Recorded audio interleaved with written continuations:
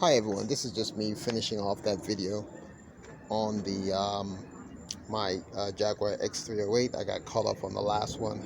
I'm not gonna do another one again, but well, I guess probably what I should do is just start her up and see, let you guys know what she sounds like.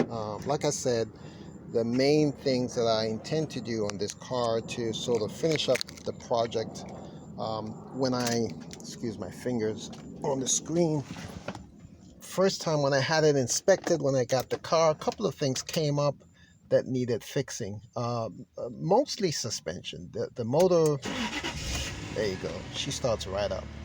Um, she's got no engine lights on, except that says the door's open. Once I close that, she's okay.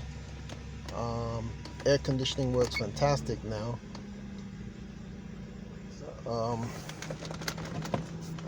And one thing with these Jaguars is sitting inside is so uncomfortable, man. I couldn't drive this car as my daily, mostly because if I did, I'd have a very bad back. The seats are comfortable, but it's just getting in and out that's the problem. All right, so air conditioning's working fine. The I'm sorry, the heated seats, they don't really heat that well. It takes forever to get it up to heat compared to my other cars. So I'm not sure if that's a Jaguar thing, but that's what I've noticed. Those heated seats are almost useless. A few things also, central locking. You have to close all the doors before you can get the central locking button to work to shut all the doors.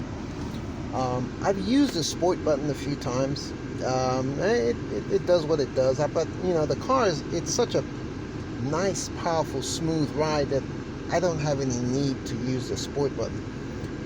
I'm going to be honest with you guys, I honestly don't know what this button does. So someone who's a Jaguar nerd can probably educate me on what this button actually is. A couple of other things that I'm not sure that I really like. These cup holders are non-existent.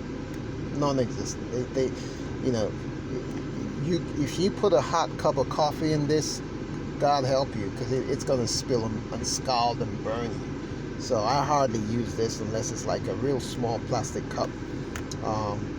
I drove out with the wife today and she used it because she had a small cup and it was okay. Also, it's not that convenient because it's right slap bang in the middle here, and you can't really use the gear, your automatic gear shifter, the J gate, without really sort of inconveniencing yourself. So I don't know what Jaguar was thinking, but this here is absolutely useless. This guy here is, it's got a cigarette lighter, and then it's got you can put your charger here as well. So that's pretty decent. Now, as you can see on my car here, these wooden things here are cracking. I have no intention of replacing those. I hear you can at some cost, but nah, that's not, I'm not doing anything with that. The fascia here is pretty decent. Dashes here, it's got the analog clock. This is all pretty nice. This is a big difference from the X308. The X300 series had the older style dash. This has a slightly more modern dash to it. Like I said, the electrics are holding up for a car that's was made in 2003. I'm probably, it's decent enough. Electrics are holding up pretty good, so I'm not really going to complain there either. So overall, my overall impressions on this car, having owned it for that long, but I've only put about 3,000 miles in it, is this. It's a very well made car. It's I'd give the engine an A. The engine is excellent. I think in terms of reliability, I would give it a B for reliability. It runs, it moves. There was a lot of talk about the transmission, the ZF transmission being not so good, but I'll show you guys. at 200, I'll show you how much mileage I have. 228,000 miles, 228,622 miles. So at over 228,000 miles, it's the same transmission. It's running pretty good. My assumption is that the prior owner did service this transmission, because when I got it and I got the Carfax, the Carfax was pretty comprehensive. So I assume that they serviced it. I do intend to service this transmission within the next 2,000 to 3,000 miles. I'm gonna change the oil.